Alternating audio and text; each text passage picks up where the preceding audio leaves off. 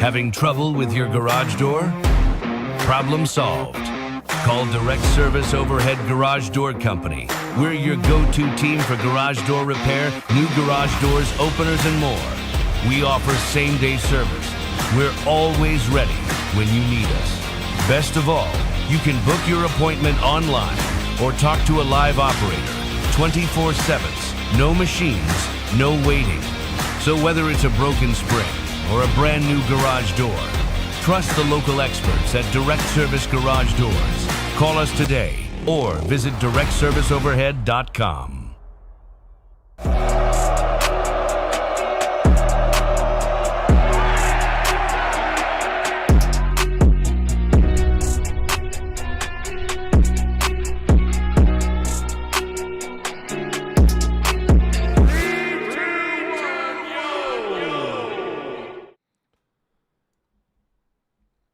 Yo, what's going on, everybody? Welcome to Tusk Talk with Ty. Whoop. It's Wednesday night, baby. It's Wednesday night. We're getting through the week. Hopefully your work week has been, good. You know, I'll say this much. The weather's back and forth, so that might be, I don't know if that's an added bonus or not. Like one day it's cold, and then the next day it's 70 degrees, and the next day, who knows. I don't think we have any rain in the forecast, so that helps matters. I like a good cool, like 52 degrees, slight breeze, no rain, with some sunshine. That's just the old school. I don't know. That's just the OG offensive lineman in me. That was my preferred weather. Like no rain. We don't want the humidity, right? Of course, that's just a given during the summer, anyways. But we are we're knocking on the door of the winter, baby, getting through the fall, loving it. All right, make sure you guys like, share, hit the subscribe button. I don't know what's going on with X lately. It's not letting me tag people anymore when I post a live on X. So I have no idea why it's doing that. Don't know. I mean, I'm still verified. I'm still paying for that stupid ass blue check mark, so you can download videos and stuff. All right, we do have an absolutely loaded show. Don't know how long tonight's going to go for. My goal is to keep it under an hour and a half, but I'm not entirely sure we're going to be able to do that because we have a lot to discuss. The coaching search, the smoke. It's like someone let off a smoke grenade in a really cramped room full of people who claim to know things, but yet they're not saying who the name is. Oh, it's a big one. It's a big one, and no one really knows. Or do they? And they're just unwilling to say, and they're afraid it's going to derail the whole situation. And I'm over here like, when has that stopped anybody? When has that honestly stopped anybody? I don't know, man. We're gonna try and get caught up on all this, and not only that, maybe shed some light on some stuff. We're gonna play some audio or video here in a minute from someone who is very well dialed in to the University of Arkansas. Again, if you guys are just hopping in here, make sure you like, share, subscribe, all that wonderful stuff. Make sure you check out. The links aren't available right now, but after the show, the links will be available. But shout out to Direct Service Overhead, the Garage Door Company, right? Same-day services, quality parts, affordable outcomes, better than the best results, baby. All right? That link will be provided for you down below. 501-244-3667. Again, that's Direct Service Overhead, the Garage Door Company. Over 1,000 five-star reviews. And if you're in Central Arkansas and you need a door repaired or need to replace a door, like I had to a little while back, DSO, Direct Service Overhead, is there to help you out, okay? Ty, why does the poll not have a next 48 hours option? Okay, so I thought about that. I thought about adding a this week to the poll. Now, for anyone who's just joining, we do have the poll up. Hog's new head coach will be named when? Now, this is that poll. That is the post live chat. I want you to answer that question in detail. You know what I mean? Just like, I think it's going to be next week. It just makes sense. It could be something that simple. That is. So it's there. You see what the post live question is right there for the XP, for the Discord XP.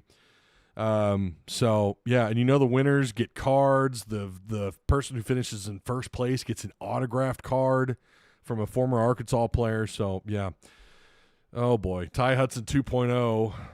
Okay. It is okay. No, hold on.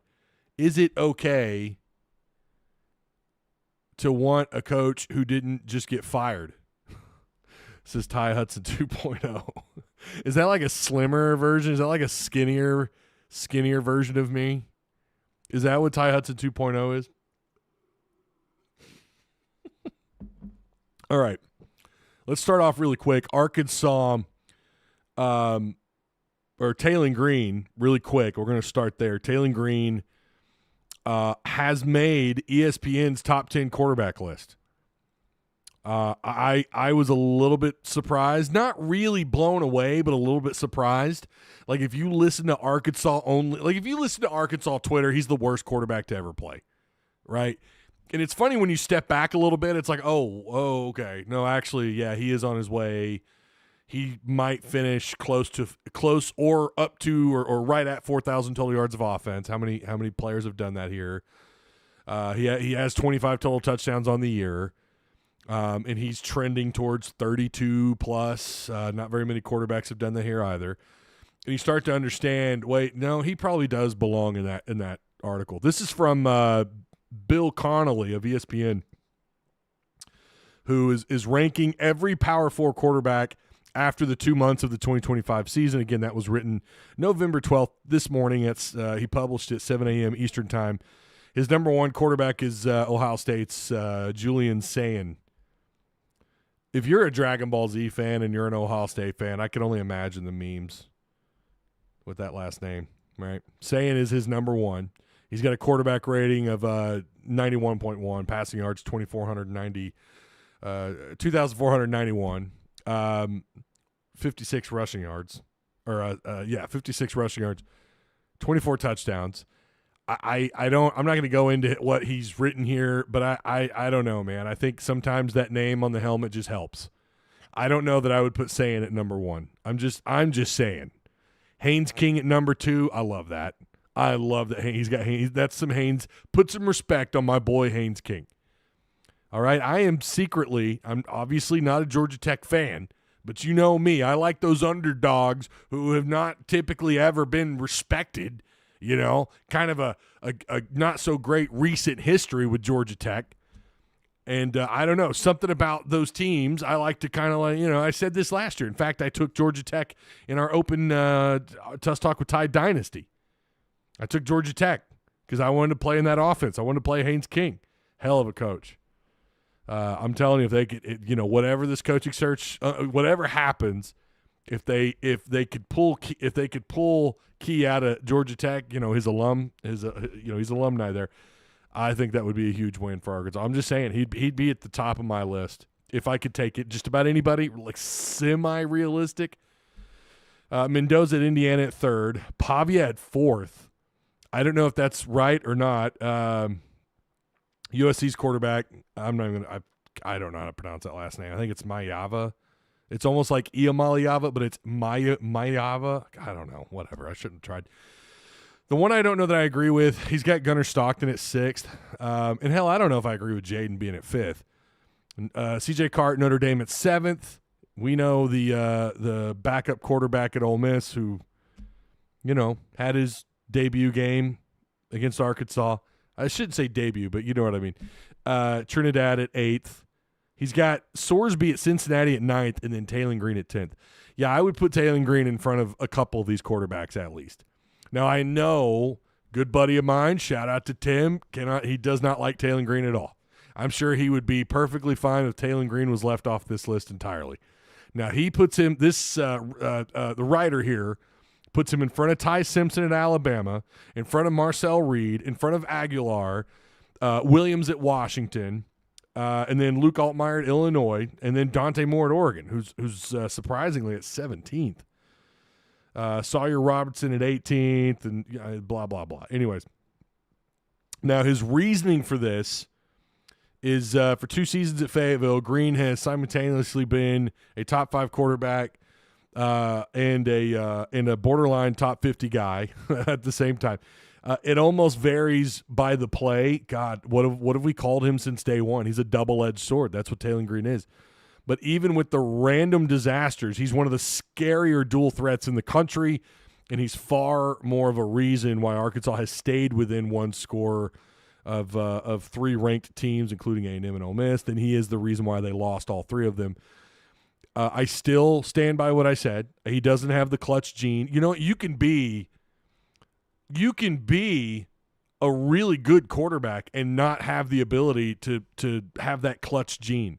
Because realistically, how many times, let's say you get into the NFL and you're a starting quarterback and you get, I don't know how many seasons. I'm not going to sit here and say you get the Brady amount of seasons or the Matthew Stafford amount of seasons. How many, like, game-winning drives really compared to just your overall snaps are you going to have, right? There's plenty of quarterbacks that didn't have the clutch gene in the NFL. Okay, that doesn't disqualify Taylen Green. I think he's going to be a draft pick. I stand by. I think he's going to be like an experimental fifth-round pick. I could be wrong. I mean, again, this guy has him in the top 10, but some of these guys may not go pro next year. I'm not sure all of them are actually eligible. He doesn't put what year they are next to it. But anyways, not all these guys are going to go pro. But I think Green, simply because of his athleticism, will be drafted.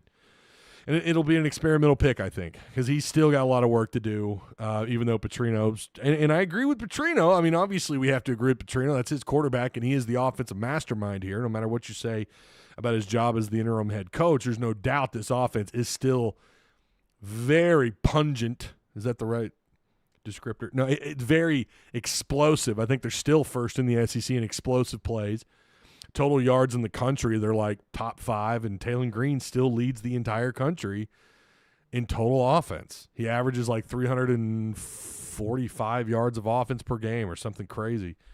So, yeah, I would actually, looking at this list, I would put him up more. I at least think he's in front of a couple of these quarterbacks who play cupcake-ass schedules, okay? And that's the other thing. Let's compare their freaking schedules. Let's compare who they've had to play here. How many playoff contending teams, Bill Connolly, have these other quarterbacks played? Right? How many of them have they actually played? Let's be real here. And that includes Haynes King, by the way. Fernando Mendoza. I know Indiana, they still got a big win this year, something they couldn't do last year. They got the big dub this year. Pavia is about the only one you could argue, like, okay, yeah, no, Pavia should be in front. I'm fine with Pavia being in front of Green. But, like, let's compare who they've played and where they've played these games. Again, Taylen Green is the ultimate double-edged sword, and he acknowledges that. But I still, and that's why, I mean, I get it. That's why he put him back. Listen, he's got almost 2,400 yards passing. His no sack yardage, well, that's I feel strange saying that. His rushing yards, no sacks, is 815. We know he's lost quite a bit of yards. We know that. He's certainly he's taken some very silly sacks, no doubt. Let's get caught up on chat. Skills 404 says, have we considered moving DVH to football? Yeah, right? It's not a I don't know. I've heard worse ideas, I guess.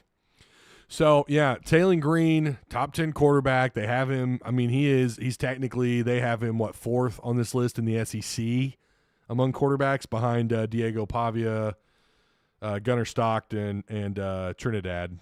So, yeah, he'd be fourth in the SEC, and I think that's fair. I think that's perfectly fair. And again, I think he's going to end up getting drafted. Experimental pick. Who knows, man? We'll have to wait and see. As long as he stays healthy and he doesn't completely, crap his drawers these remaining games. All right. Here is we're gonna move into it. We're gonna get into it. What everyone wants to discuss. Boys head coaching search is something else, isn't it? It's kind of wild because every day it's a different name. I'm gonna be honest. I have not been able to keep up with Patreon chat today. I've been busy. trying to get what I can together here and some other stuff I'm getting done around the house. Didn't really get a chance to get caught up on Patreon. I don't know who the flavor of the day is in Patreon. I know that Franklin's name it's still up there. It's still what everyone, well, I should say everyone. That's what a lot of people still believe it is, that it is Franklin. And that they already have their guy. Here is this is Mike Irwin kind of repeating what he had to say from last week, but he's not backing down on this as far as I could tell. Again, I keep saying this. I was told over a week ago that they already have their guy. They've paid a lot of money to get him, and they've got him.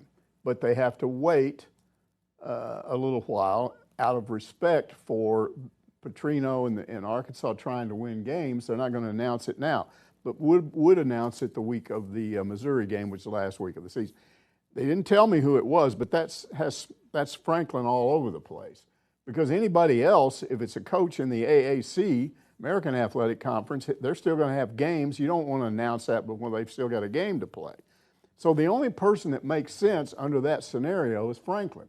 But what if that is a smokescreen that I was told? What if what I was told isn't correct to cover up for somebody else? So here's the debate, right? It's if they have their guy, what the hell are they waiting on? And that's part of the reason why we're doing the poll. We talked about this last time we were live. What are they waiting on?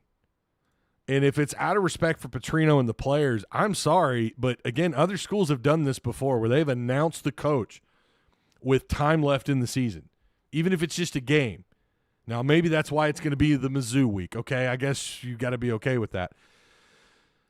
You have so much work to do when you take over a program, especially with early signing period right around the corner, getting prepared for the portal, trying to facilitate your staff.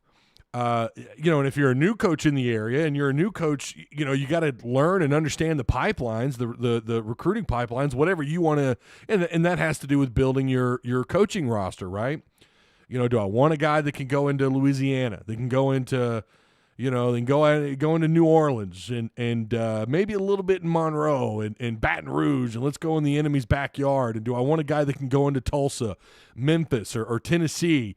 Of course, the Dallas-Fort Worth area. Do we want to stay with a presence in South Georgia and in Florida?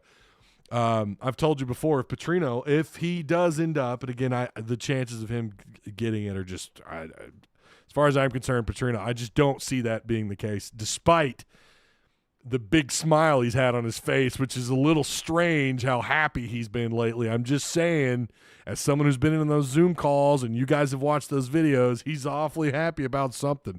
And they're still recruiting kids.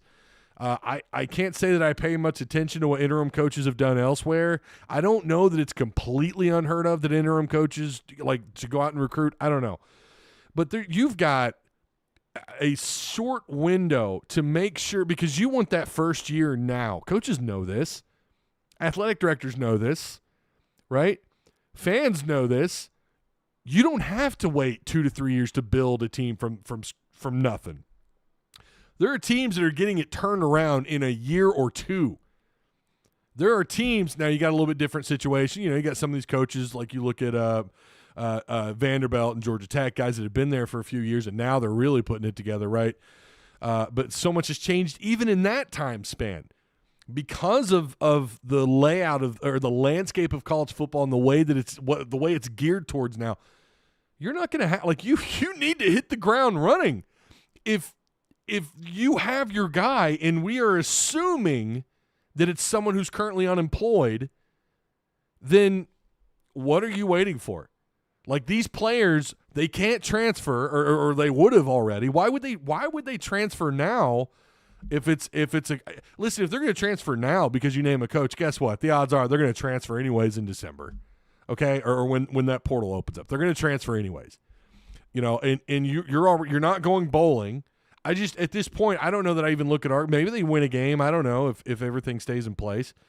I just think it's silly to, again, going back to what we said last time we were here, I think it's really silly to fire a guy early in the year and then to wait until December to then announce it, to announce your next guy. And by the way, someone had suggested to me, they said, well, Ty, what if they have the guy and he's already assembling his staff and he's doing it in the shadows? Yeah, no, we know how this works. That would be leaked everywhere. That would be everywhere, because now you're having to talk to proxies, and sometimes proxies leak stuff, right? Sometimes other agents leak stuff. Oh, look, so Arkansas's already got their guy. They're moving. They're looking at this assistant here. They're looking at this coordinator there.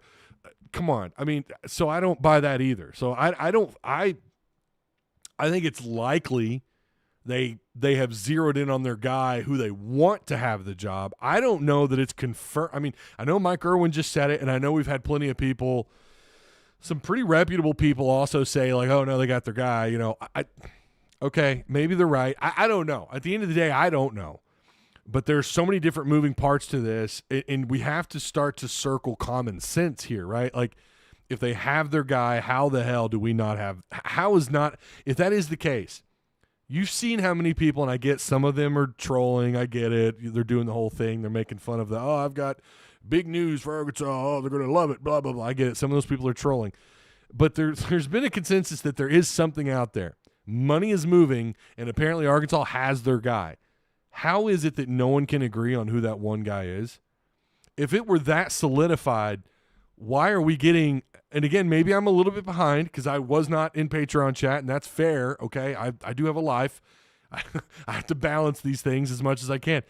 But why is there not anyone circled? Like if they have their guy, and you got to give, if this is the case, if Hunter has the guy hired, then damn, what a job they have done at sending out so many different smoke screens. We have no clue. And by the way, this is pretty par of the course. I get it. Like we've mentioned this before. We've been a part of how many of these?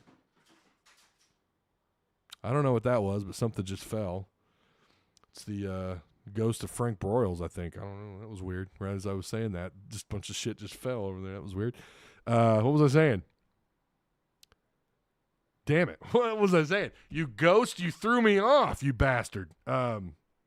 Anyways, yeah, I'm not saying that I'm definitely not saying anybody's wrong. There's so many different working parts here. Mike Irwin he's all but doubling down on this. And, we just have to do our best. I wouldn't try not to talk yourself in or out of any possibility. You know what I mean? If it is Franklin and you're anti-Franklin, you know what? I mean, that's fine. But don't let that sour, your excitement for some change. Here's the other thing, too, that I look at. Is Franklin a promotion? Is it an upgrade from Sam Pittman and Chad Morris? Yeah. I think it is. Could it be Brett Bielema 2.0? I would say less likely because he does have experience at Vanderbilt. But if it is Franklin, now the other only option would be John Gruden, right? Or Urban Meyer's name has been floated out there. It has to be someone unemployed, and it's someone whose camp is really good at keeping things quiet, if this has for sure happened. If this all is a giant smokescreen and we don't really know, and this is just, Sexton doing his thing, letting people talk and letting things kind of, the bullshit fly and not, sending out anyone to correct anything. Then there's still, so then we're back to that. Then we're back to the drawing board of, okay, then who is the likeliest person to take the job? And that I still don't think we have an answer to yet. It sounds like Silverfield. It has been reported that Silverfield does, apparently it's not much of a secret. Silverfield does want the job. And I don't know how to feel about that. I don't know. Would it be, again, you go back to, is it an upgrade? He did win. He's beaten some SEC teams at home with lesser talent. I just don't know if that's a super exciting hire. I don't know. And I'm going to, obviously I'm not going to, I don't want to talk myself out of it if it is Silverfield. We want to balance it all out and come to our own conclusions and, do a little, looking into it, right? No matter who the hire is. Let me get caught up on chat here. Mike Irwin is right. It's Franklin. That's Pooh Bear the Prophet. You probably are right. Like I'm done with the there's no way. You know, I've been burned on that. Like I should have learned last time, like, that anything is possible. And never say never, right? GG, no, Kingsbury, never done a thing anywhere he's been. He certainly doesn't have a winning history. His offense is pretty good, but yeah, I don't know. Would that excite people? A Kingsbury hire? I don't know. But I don't think it would. Definitely, I've heard the name, considered the name, and it's just, I don't know. Quincy T says, no, Silverfield is not exciting at all. Yeah, I tend to agree, man. I don't know. We'll have to put him under an even more powerful microscope, right? Like, I don't know. Steve-O says it's Kingsbury. What makes you say that, man, with so much certainty? Again, if you guys are just hopping in here, make sure you like, share, hit the subscribe button. Yeah? Hit the subscribe button. Make sure you hit the notification bell. You get notified as soon as I go live or any content that's pushed. Gavin Strother, am I pronouncing that right? Or is it Strother? Strother? I just feel like it would be a bad look if we hire Silverfield after he beat us at Memphis. If you can't beat him, join him. Or I guess in Arkansas's case, if he beats you, bring him along. Boy, oh boy, the who you going to get marathon has just been one thing after another. What's up, Ty? How you doing, Dylan? How's it going, man? Tim B says Kingsbury is still riding the Mahomes wave. Okay. Wait. Let's see. Penn State was 7-5 going into the Outback Bowl. Probably his worst team at Penn State, says Bobby Shiz. Yeah, Franklin to me is absolutely an upgrade. Like, it is. It's an upgrade. I think some people want that heavy home run hitter. And I just, who is that? Who is the heavy home run hitter? Who is it? Some people have tried to convince me, and it comes from the video that I did several weeks ago where I was, doing making the case for John Gruden. Making the case for John Gruden. And he said, I watched your video, and then I kind of thought on it, did some research, and the more research I did, the more I love Gruden. I want Gruden. And now he's trying to convince me that it's Gruden, that it should be Gruden. And I'm like, bro, I don't know, man. That just, again, that seems like an experimental hire. And I don't know, with 2030 looming, I don't know that that's the route the UofA wants to go. But who is the home run hire? I think everyone has a different answer. And there's only, how many jobs are open right now? Like 12?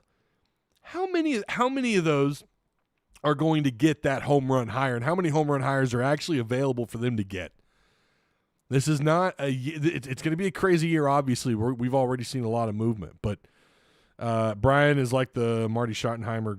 Brian is like the Marty Schottenheimer's grandson. What's up, Angel? How you doing, man? Remember to hit that like button for me, all right? Next coach, Yo Mama. Oh, classy. By the way, Fishman is back in Discord. He's back in the Tusk Talk Discord. He's he's being a habitual line stepper a little bit, but no, it's good to have you back though, Fish. Maybe one day you'll come back to Patreon. Weren't you a Patreon member too once upon a time ago? Come on back, brother. Brody Farrell says, I think if it isn't Franklin, it should be Morris. Quarterback development is there. We certainly know that he's got that, and he's got a really good offense, but I don't know. Steve says, I think Franklin ends up at Virginia Tech. Here was you guys remember this? This was, we just talked about this, but someone was asked about the situation in the coaching search. They asked Grok, and if you don't know what Grok is, you're not on X then, but it's their AI. And someone had asked about the Franklin and Arkansas and whatever. We'll read this again. Based on recent rumors from X and Sports Insiders, Arkansas is reportedly offering James Franklin $11 to $12 million in an annual salary with $30 to $40 million in NIL commitments for the program. Virginia Tech's rumored offer is $13.6 million salary with sufficient NIL boost, but no exact figure. These are unconfirmed, nothing official yet. We'll see what happens. Again, that's from X's AI. So they're in on the coaching search as well. Twitter or X is in on it. Believe me, Elon Musk he's up at night thinking about this. Who are they going to hire? Who are they going to hire? Bitcoin, Doge, SpaceX, Tesla, Cybertruck. Who's Arkansas going to hire? That's terrible. I don't know. I wouldn't be surprised if Nick Saban goes back to LSU. Yeah, I mean, you're hearing everything about Saban coming back. This is it's going to go down as the craziest damn coaching search, and we're not even halfway through it because we still got to get through the rest of the rumors, getting into the last week. And if there's not a coach named, that Mizzou week is going to be insane for Arkansas, for everyone, but especially Arkansas.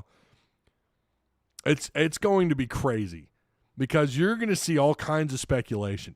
I am of the belief that this will, and I agree with those of you picking Mizzou. I think we find out the week of Mizzou. I still feel like that's a little late. Actually, I feel like that's really late considering the amount of time you've had. Boy, you better you better get a name in here, Hunter. Oof.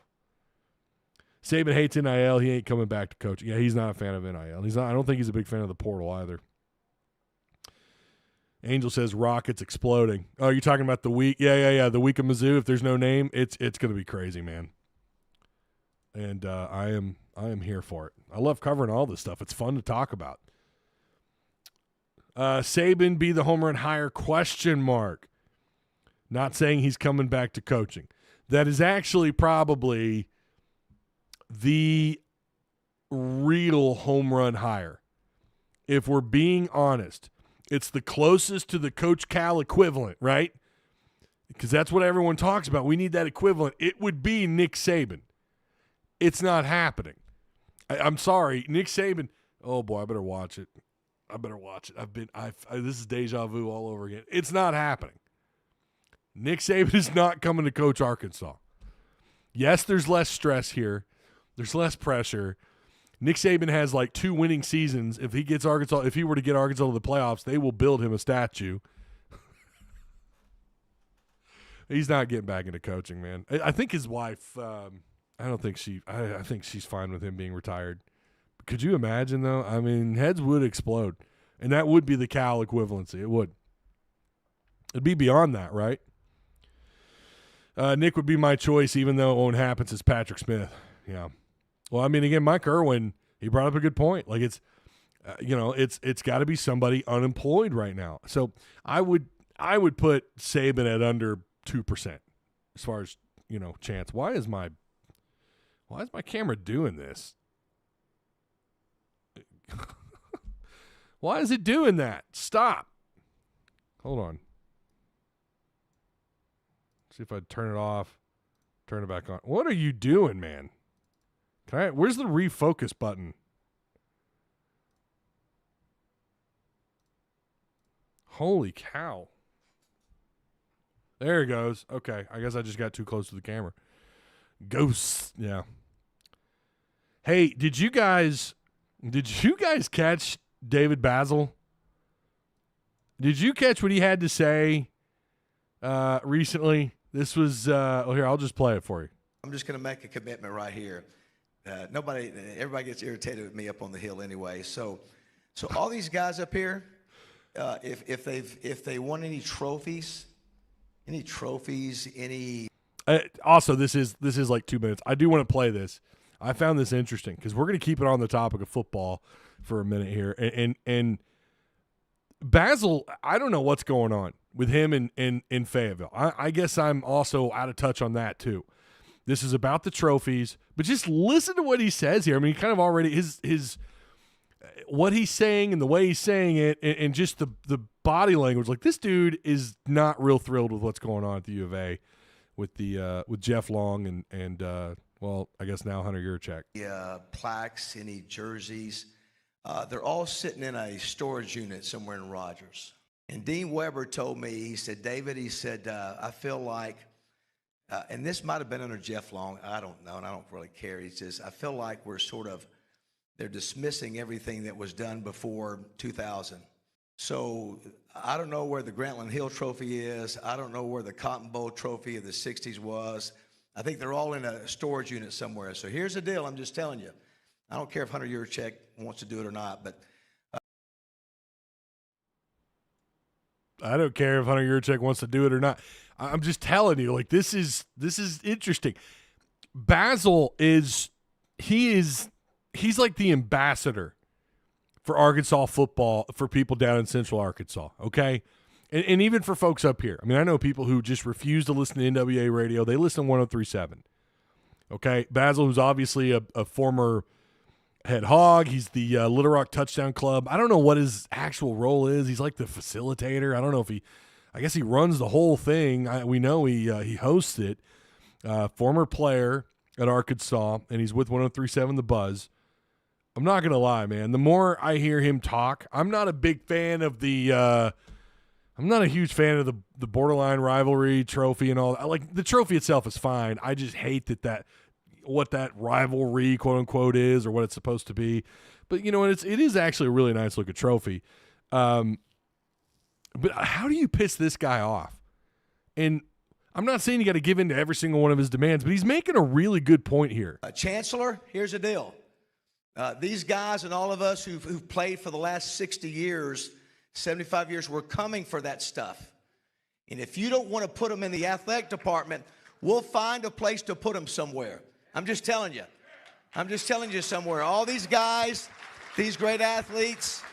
So I'm marking it right here to where Chancellor Robinson, if you want to put him in Old Main, if we're going to find a barbecue restaurant in Fayetteville, I don't care. But the history of this program is not being represented in the end zone complex that was built a few years ago. You walk by, you see 3-inch pictures of the greatest players. Remember when we were there, you'd walk by and you see these great trophies and all these different things. So Dean Weber said, David, please don't let them wipe away all the years of what we've done. So I'm making a commitment right now. If there's any of you wanting to help, we're going to get that done. And if the chancellor wants to put it on the campus, if Hunter wants to put it somewhere, it's not going to be in the stadium. That stuff down there in the concourse, we're not talking about that. But I'm just talking about when we get next to guys like this who have given us great memories, that's what we want to show. And I want fans to be able to go up there and remember the history of our program. I know it's about money and transfer portal and winning. I want to do that. But I don't want to forget the guys that we're standing on the shoulders of right here. All those folks up there that are making millions, including kids, they're standing on the shoulders of these players right here. So I just want to make a commitment to me. We're going to get that done this year. Wow. I mean, I saw that and was just, holy crap. Yeah, shots fired. I agree, Kopesky. Shots absolutely fired. Bazzel, it's clear it's not just this. It's not just where are the trophies. He went on him and his guys 103.7. They did like this cross radio thing with Bo and Chuck and Bo. And I listened to some of it, and obviously they were just kind of, it was all chuckles and everything. It's not like he's carrying this with him pissed off all the time, but he has certainly got some beef, and I think it goes beyond the trophies. He's exactly right. I don't go to games. You guys know I'm always here in the studio / garage. I'm always here. It's easier to work from here. Going to games is just a huge, I don't want to do the live shows from my phone. I've got lighting in here and I pay all this money for this equipment. I might as well use it. But when I was at Hogville, again, I don't go to a lot of games. I would kind of walk around a little bit, and sometimes you just wondered, like, why does this feel less Razorback? Like, why are we starting to get this very corporate feel? It's kind of like all the damn fast food restaurants. They're all gray, and you know what I mean? Like, have you driven by a Taco Bell or McDonald's lately? Like, everything's just so corporate. It's like all the horse shit that we see in movies now, including the Predator movies. They're horse shit. They're just slop. Yeah, I said it, July. Everything is so corporate. And that Arkansas, I really hope that's not. I get that, there's plenty of Razorback stuff in there, but I don't know what it is. It just feels less like it used to. And Frank Broyles, who obviously bled Razorback red, and he's not even from here. And the guy, I thought you always felt that home. That this is home. This is the Razorbacks. And going back to Jeff Long, it just feels like it's gotten more and more corporate. Don't get me wrong. Jeff Long did some great things, raising money and with the renovations and everything. I think it was him that had the LED, the LED, the ribbon around the stadium, which is really cool. He started the fireworks. I don't think as far as I know, we'd never done the whole thing where every time you score, fireworks went off. Went to a lot of home games. I don't ever remember that. And then Jeff Long took over when Petrino, and it's like the fireworks were always going off. And that's great. I love that. You're building the atmosphere, but he's right about the trophies and the representation of former players. Where is it? We need more of it. Now we're getting tighter on funds, right? Because you got to raise this money, and there's that side of it as well. But Bazzel is very clearly, there's just something. I think there's more here. There's just some stuff us NWA folks just are unaware of, and maybe some Little Rock people could fill us in. I don't know what it is. Yeah, now we got the whole thing about these trophies are up they're locked up somewhere. Why? Why are they not out? Like why aren't they at a barbecue restaurant? And we could look at the former glory of Razorback football in a trophy. Why is that hidden from us? We need to be proud of that, especially because you haven't had a whole lot to cheer for lately when it comes to football. I also heard he does a podcast with Sully. I forgot what it's called. It's Hog. I apologize. I want to give them credit. And by the way, that was from the Little Rock Touchdown Club Twitter or their X account. Don't want to, in the Mike Irwin video earlier from Pictorial Nation, please don't copyright strike me. No, we're covered under fair use. But I forgot the name of their podcast. But he was pretty down on Arkansas, listening to Bazzel talk about Arkansas football. It's you got to win that guy back, man. And yeah, his passion was awesome.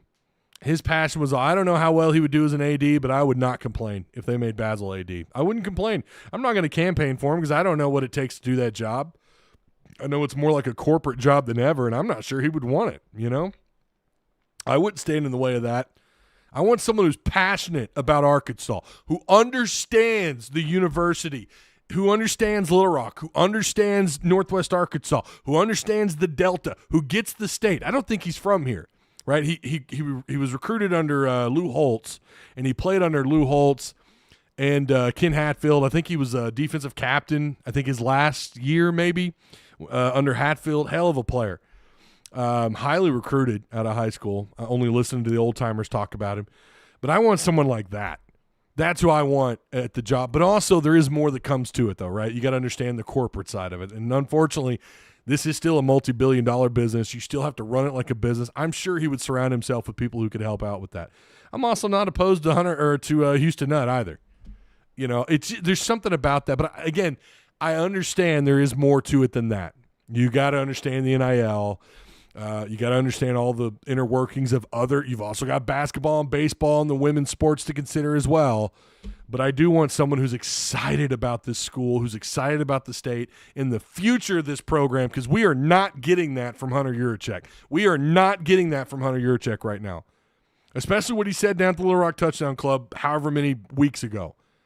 It doesn't appear to me that this guy is excited about the future and excited about the University of Arkansas, doesn't believe we could compete. I understand some of that. We asked for more transparency, and he kind of gave it to us, but also there was no hope. We need that back, man. We need someone excited about the Razorbacks. Give me a name, and I'll campaign for him. I will, by God. Former Razorback, someone who understands both sides of it too, right? You got to, again, there's the business side of it, the NIL side, getting money, but who wouldn't donate to someone who's as enthusiastic about the football program as someone like a Houston Nutt or I say the football program, the entire athletics department, than a Bazzel or Houston Nutt? It takes people like that. Hell, Jeff Long could raise money, but he also did a lot of other things that weren't great. All right. I thought that was interesting with Bazzel. I really did. And I'm glad that he's passionate about that. And he wants those other former Hogs represented, and he's exactly right. So, all right, we can move on from that. Arkansas plays LSU on Saturday. This is a pretty quick write-up. I mean, we're just getting to the point where football feels like an afterthought, even discussing these matchups. But we are going to talk about it for just a second. LSU's offense, points per game is about 23. LSU has a major offensive problem. This team has managed to go in complete reverse. They're not trajecting. They haven't trajected in the way we thought they would, based on what they were able to do in 2024. They had their issues last year too, but they were not this bad. O-line troubles, lack of a strong run game, poor offensive game planning and play calling have ruined this promising offense that's loaded down with talent. I mean, Barry Brown, Aaron Anderson, Xavier Thomas, these are 4-star big-time players out of high school. They're all highly rated 4-star players. The list goes on. Chock full of talent.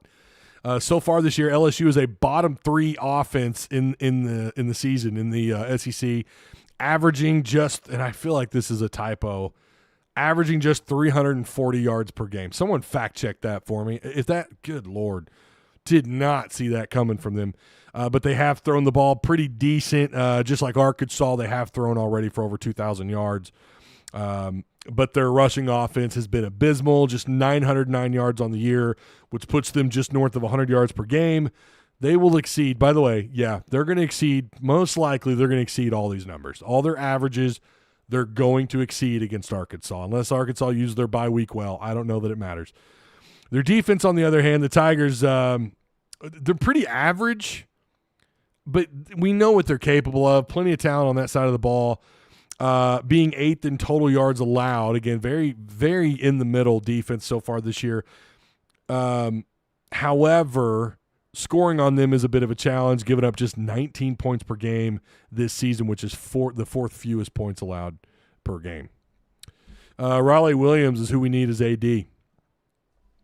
Couldn't get his little brother to come here. They couldn't get Riley's brother to come here, and that, I don't know why, but that still irks people. Lane will be our new coach. Bobby will be OC. Durkin will be the DC. Mark my words, has been stoned.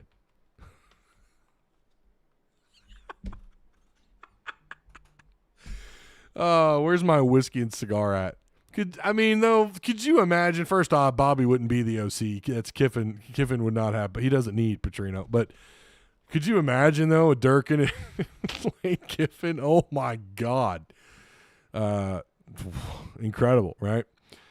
But yeah, so back to LSU here for just a second. LSU, this is going to be a tough one. Obviously, you're playing down there. Luckily, it's not a PM game. I mean, anything can happen. I'm not taking Arkansas until they prove that they can win one of these damn games. Not that it matters a whole lot. This game, if everything else we've talked about when it comes to Franklin, when it comes to whoever the hell, Urban Meyer, Gruden, Summerall, go down the list, Silverfield, if those don't happen and it turns out all this was bullshit, which could also be the case, proven media members get burned all the time when it comes to recruiting, portal stuff, and head coaching hires too. I mean, they get burned quite often. And sometimes it's just the game. People are playing other people, right? But let's say it's all nonsense. These last 3 games could be huge for Petrino. If you're in the pro Petrino camp, these could be huge. And this is where you start. I mean, hell, it should have started weeks ago. But if you could finish out 2-1, and again, all that other stuff about these other coaches is nonsense. It's not true. It puts him right back in the conversation of at least being someone who might get an interview, right? But he's got to win a couple at minimum.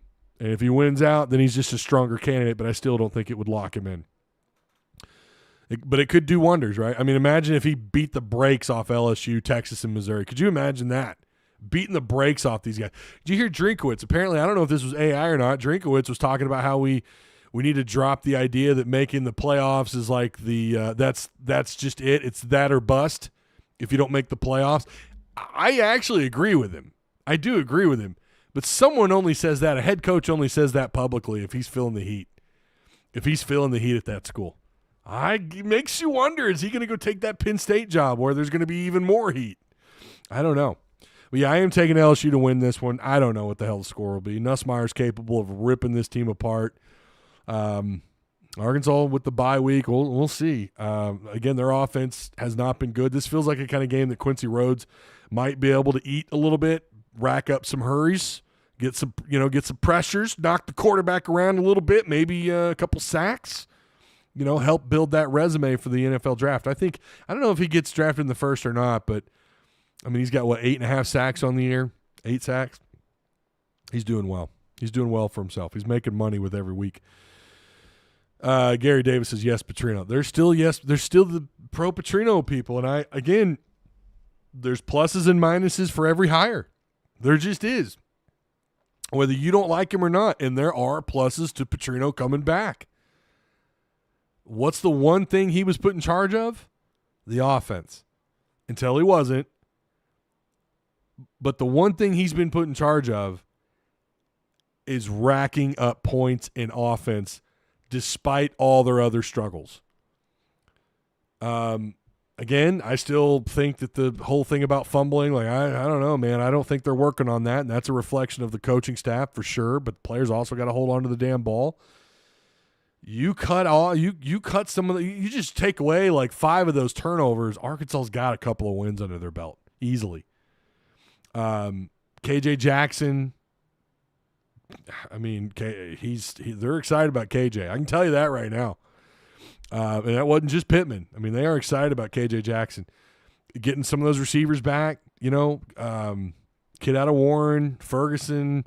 You can go down the list. I think outside of Omega Blake, there's a couple others. Of course, the tight end, the Canadian. Oh my God, Rohan.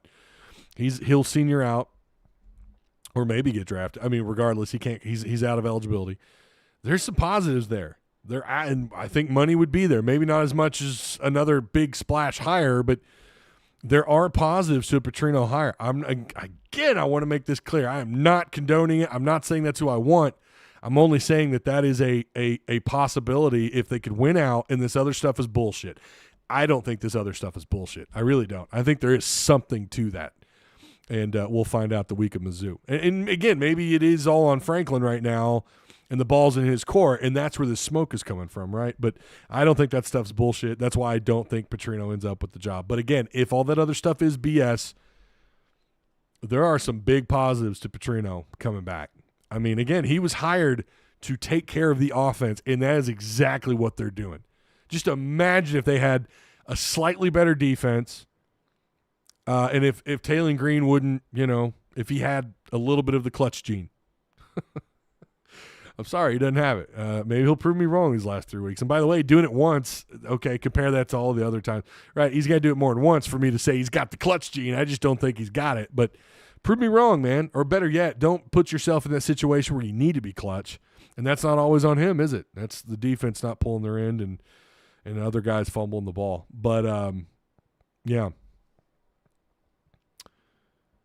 Let's see. Get caught up here. No one knows for sure if anyone has contacted Petrino. Wait, what? Razorback for life? No one knows for sure if anyone has contacted. I think you meant no more that who the brass is contacting for the head coaching job. Okay. Kapowski says Petrino is done, all caps. Yeah, because all that other stuff is bullshit. Yes. Scrolling up here, I'm not supposed to. Well, hold on. I'm not supposed to speak of the news out of respect, but it's every bit a Cal type hire. That's all I'm saying. Good luck, y'all. Says Josh. That's ominous, man. Who are you? Who are you? And how do you know that? I'm kidding. Yeah, been stoned is still stoned, they say. Yeah. Live to Play 9 says evaluation is one of the main things you want out of your head coach. He personally brought down Green. Wait. And it's been nothing but a turnover machine, just like he was at Boise State.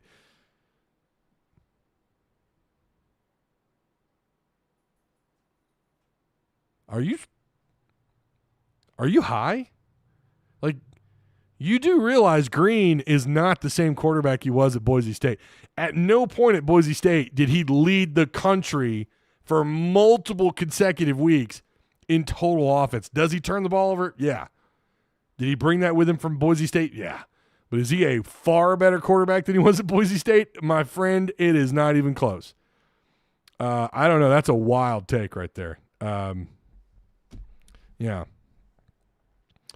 Name the plus, because right now it's not equating to win, says Brian Frazier. Yeah, Brian, again, how much of that is on him?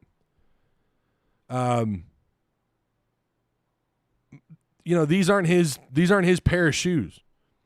The offense it was his, and guess what? The offense is performing. The defense he had nothing to do with. He had nothing to do with the defense as far as, getting them prepared, getting them through spring and fall camp and making sure they're doing what they need to do and scheming and all that stuff. That's not his defense. These aren't his players.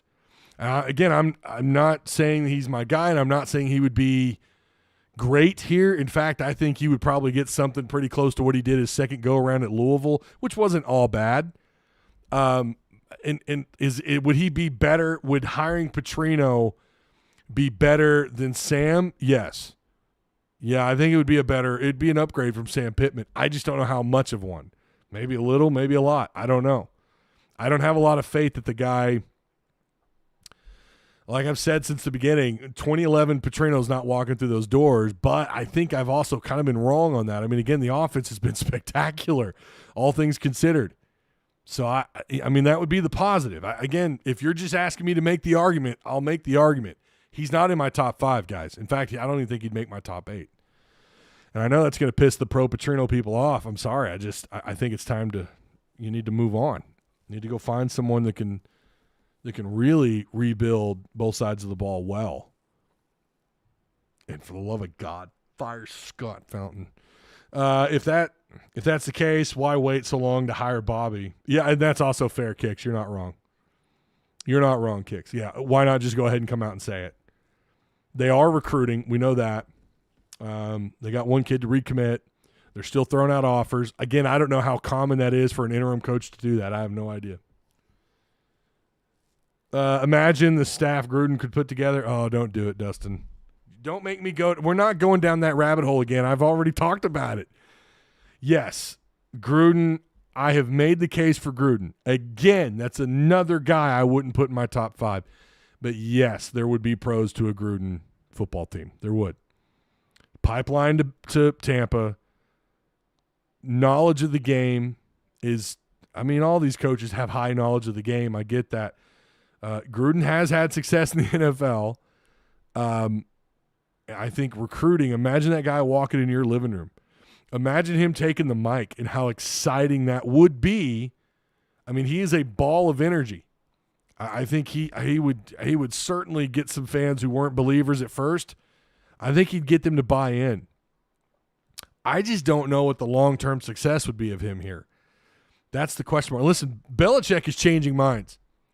All right? Yeah, they're not good this year, but remember, everyone had counted them out and said they'd be lucky to win 2-3 games this year. It's looking like they're fighting to go bowling. And I still think Belichick is going to crash and burn at North Carolina. I still think he's going to. I don't know when.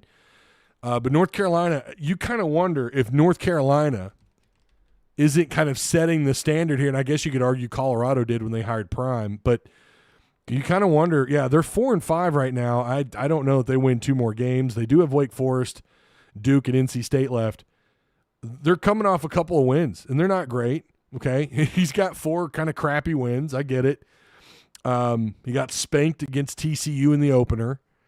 Got spanked to UCF, right? Clemson, who's been not anywhere near what we think of when it comes to Clemson, lost by 28 to those guys. Lost to Cal. It's pretty embarrassing, right? But he's still finding a way, and it doesn't look as embarrassing. And you kind of wonder if they're not setting a standard.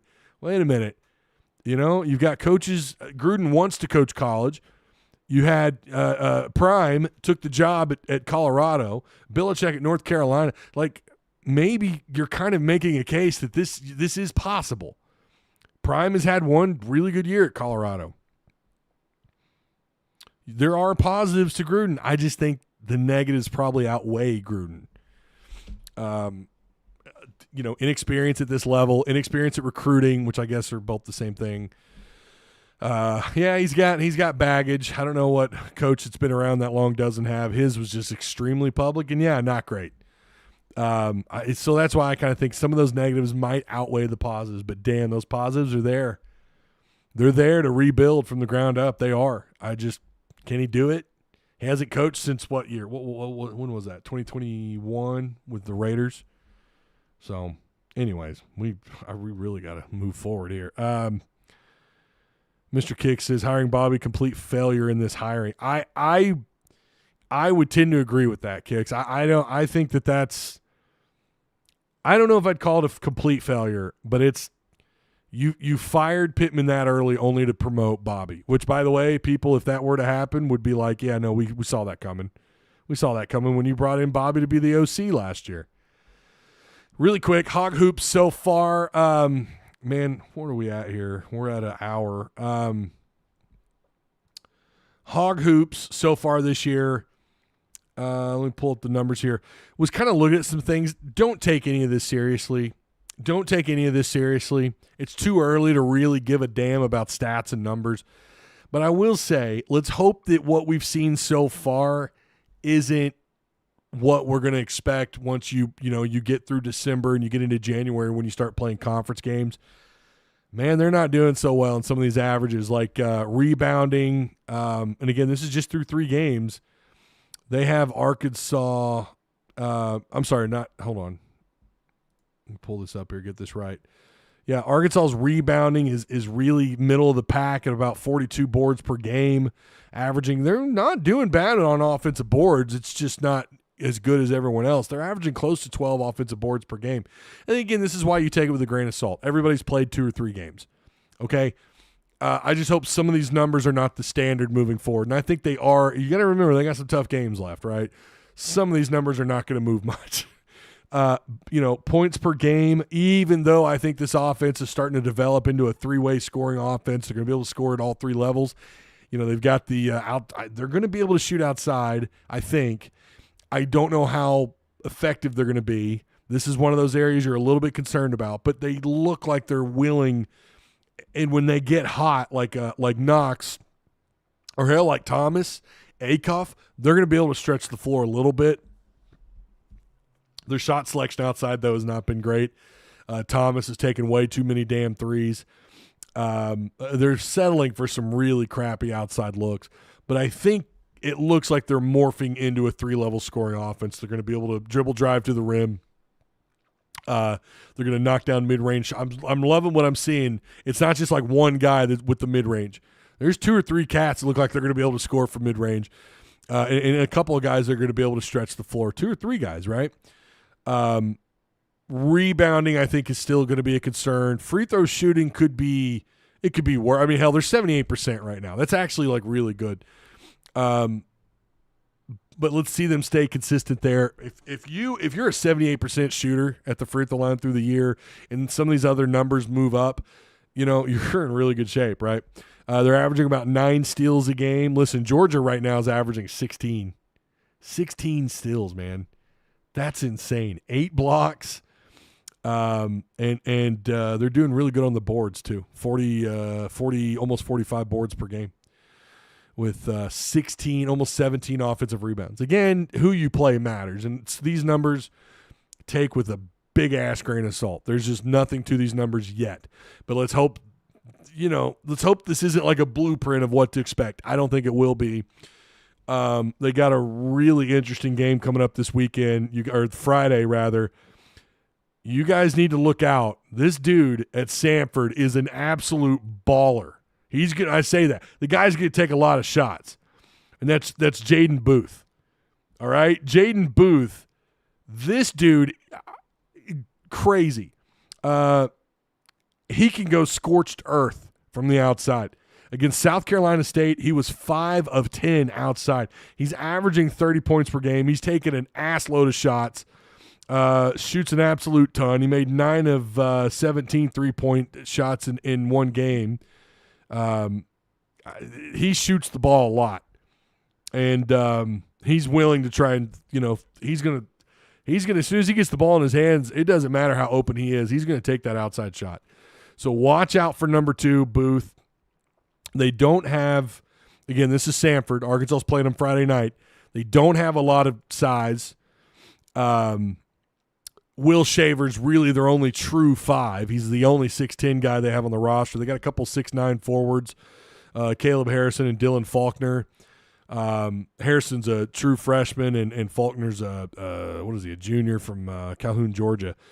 But, Jaden Booth, a 6'2" guard. Their guards aren't exactly – we're not talking about a bunch of 6'6", guards. Not a lot of stretch guards here. But they've got a little bit. Corey Brown is one of their taller guards at about 6'4". J.D. Goss at 6'5". But for the most part, they're like 6'3". So they're going to be at a size disadvantage again, even without Bazzel. But this is going to be an interesting game, man. This is one to watch. So Friday night, I don't know. I'm not sure if I'm going to do a post game or not. I would just tell you to make sure you hit the notification bell. My plan is to watch the game, finally get to play a little I haven't got to play much Arc Raiders. I keep talking about that game. It's so damn fun. I want to play some Arc Raiders Friday night a little bit, watch the game, kind of chill, maybe smoke a cigar, drink some beers, and watch the game. May not do a post game, or I may. I don't know. It would be the first post game I've missed in a while. But your boy's going to need a little bit of a break on Friday. We've been kind of going at it lately. But, this is going to be a fun game to watch. And hopefully Arkansas can take care of business. I think they will. I don't think Samford's I don't think they're any kind of serious threat, but they can be a problem. You can't let them get in the game. You guys are still talking about the coaching search here. Ain't nobody hiring Bobby, says John Oliver. Yeah, I've already gone down that road. I don't know about nobody. As a coordinator, I think someone might hire him. You don't look at the offense he did this year and just, not consider him. Yeah, for a coordinator. But, head coach is a different story. If you come down to a Bobby Petrino hire, like, who was it that said that earlier? Kyle Crash Out. Was that Crash Out that said this? That if it comes down to you hiring Bobby, yeah, it was a failure of a search. And I agree with that. Bobby should – I really think – I get what he's done on the offensive side of the ball. We made this case several weeks ago. The case we were making is how do you walk away from this the more these jobs open up? And that was also at the time not hearing anything but other than just kind of slightly – nothing but hypotheticals about the money. Now it feels all but concrete. It's still hypothetical, but it sounds like this is – yeah, man, they're ready to roll. They're ready to hire someone big. And I've kind of hopped on that train. I think there is some legitimacy to it. I think they're going to try and you got to do this. You got to handle this the way you handled the Cal hire. You've got to get them set up not just for a year, not just for 2 years. You need to have them set up for 3 or 4 years in terms of the NIL, in terms of hitting that budget that you're supposed to hit, the 20 or 21 and a half, whatever. You need to be set up to do that.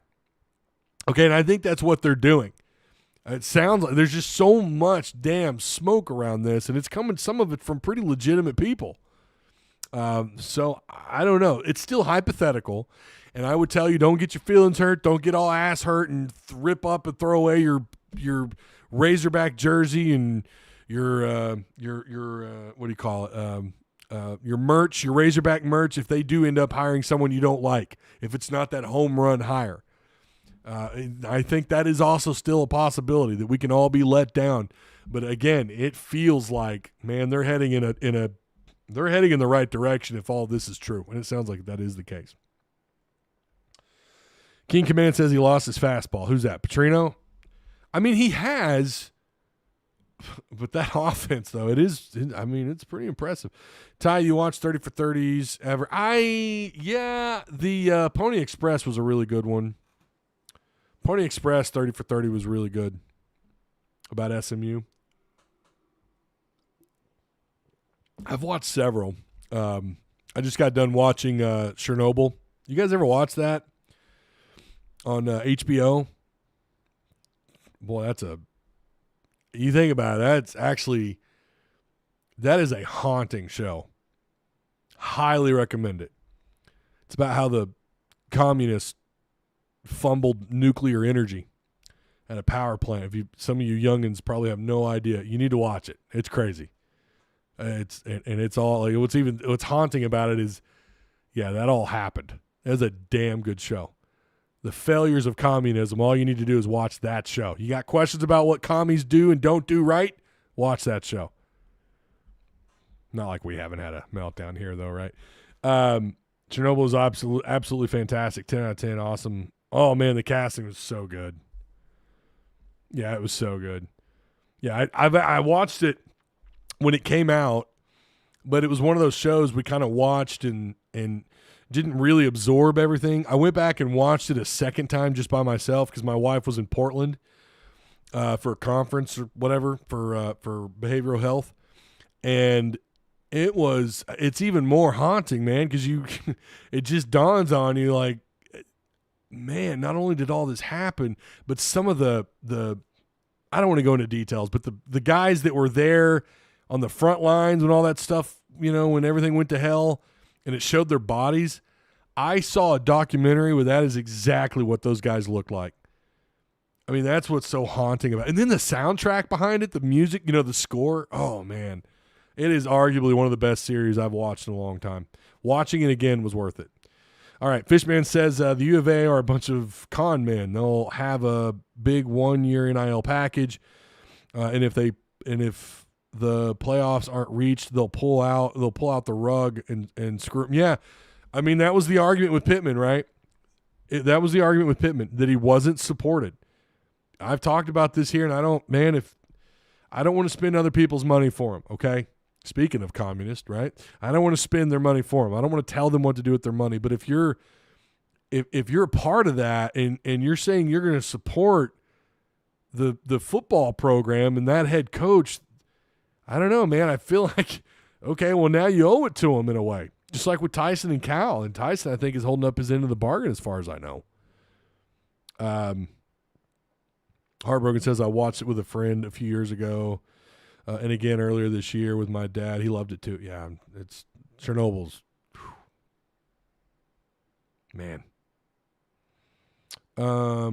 I'm hearing, Dan Lanning's name, B. Hall, his name has come up. I don't know the legitimacy of that. We're going to hear all kinds of names, especially when you hear about, the more you hear about how the financial people are wanting to support this, right?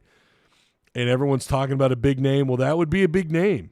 Maybe that's the home run hire, but he's got a job, and I don't know why he would want to leave Oregon to come to Arkansas. I mean, I get it's the SEC, and the pressure is less here, but yeah. Yeah, Josiah, let's not spam chat, brother. We don't need to spam chat. Hey Ty, do you think Arky has a realistic chance at a title this basketball season? Yes, I do. If they can go into March, if they can go into March with some, on fire. If they can go into March on fire, this is a legitimate deep run tournament built team. You got guys that have been there. You return your core group of guys. You talk about scoring percentages and the fact that Arkansas returned guys that put up a lot of points for them last year. I'm excited about Pringle. I've got thoughts on Malik Ewan. Malik Ewan, need to see a little more hustle out of Malik Ewan, but he can. I think he's going to be able to help out. He's going to be able to provide some help. Get Brazil's head right, okay? Let's not slap people with towels, Brazil. What the hell are we thinking here? We completely forgot to mention that on Monday, by the way. I thought about that after, as soon as I was done going live. I was like, damn, I forgot the Brazil stuff. Let's get your head right, Brazil. Come on now. And I think he will. He'll come along. I'm not done with Brazil, man. I think Brazil's, he might be a little wishy-washy, not super consistent. I don't know that you're going to expect 18 points, 8 or 9 boards out of him every night, in 3 or 4 blocks a game. I don't think you're expecting, but he's going to provide some assistance with those long arms and that body. He's going to alter shots and everything. He's going to play his role. I think he's going to be a good player. The athleticism is there. I mean, he just needs to play a little bit more aggressive, and you could say that about all those bigs, but all those guys around the rim playing around the post. But yeah, if they catch fire going into March, they're going to be a problem. They're going to be difficult to deal with because they can kind of do a little bit of everything.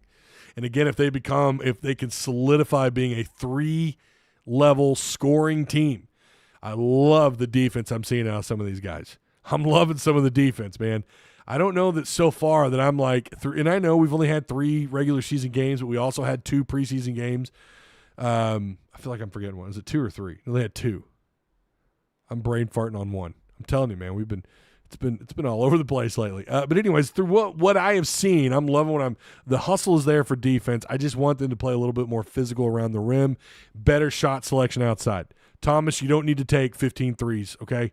That you don't have to do that. You can drive to the rim. For the love of God, you can drive to the damn rim. You have that ability. He's a 3-level scorer. He's got a mid-range shot. He can shoot from the corner pocket, and he can get to the rim.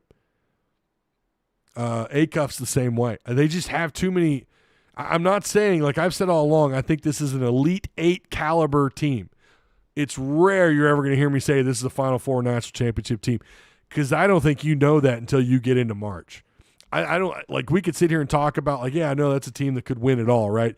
Realistically, there's about – off the top of my head, there's probably about 8 teams right now that I think are legit. Like, yeah, they could win a title. But I don't want to go – I'm very hesitant to say that about anyone right now for real though. You know what I mean? Like – for me to say it and to without hesitating on it, because you just don't know, man. I mean, teams fall apart all the time. North Carolina looks like they're playing a better brand of ball. I wouldn't say they're a national title team. Good way to catch the eyes of the wait.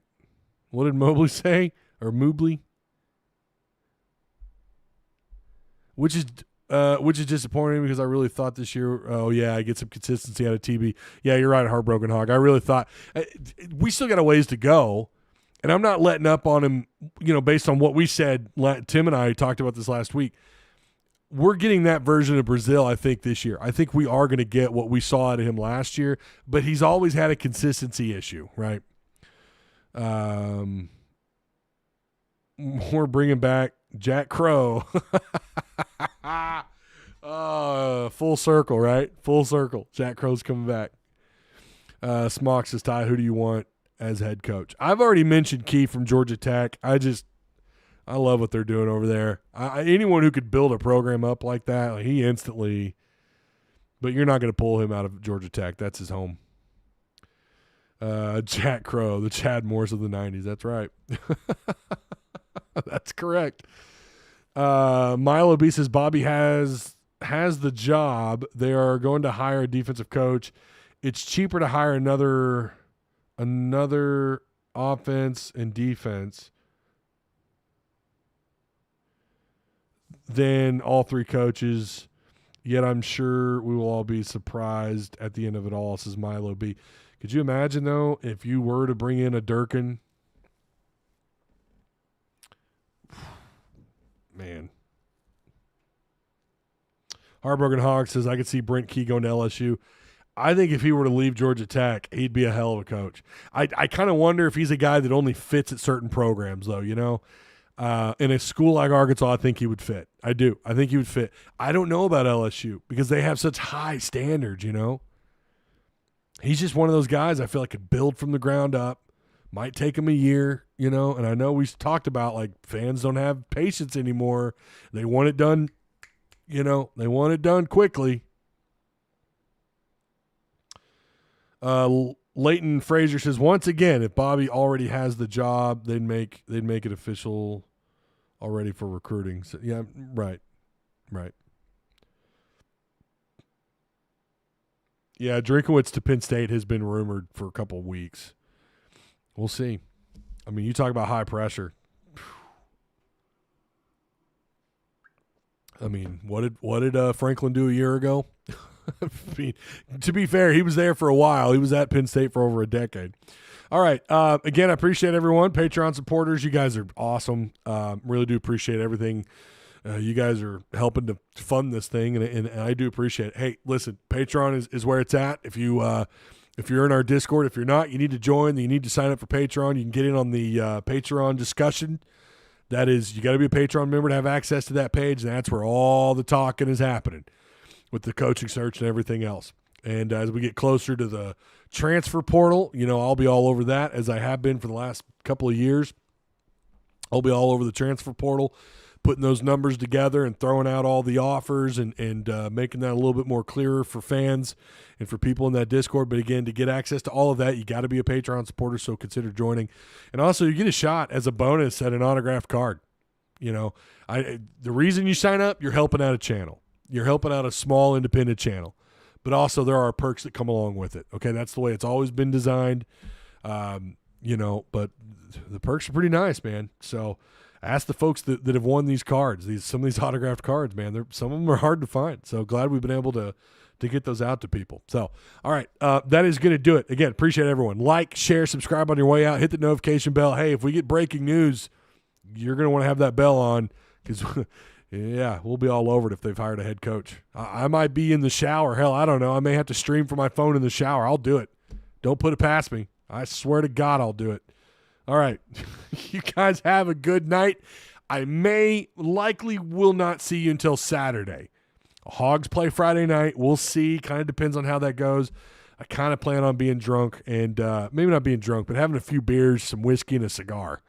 So, yeah. Maybe I'll see you Friday, but more likely I'll see you after the Arkansas LSU game. All right, you guys have a good rest of your week, and I'll see you when I see you.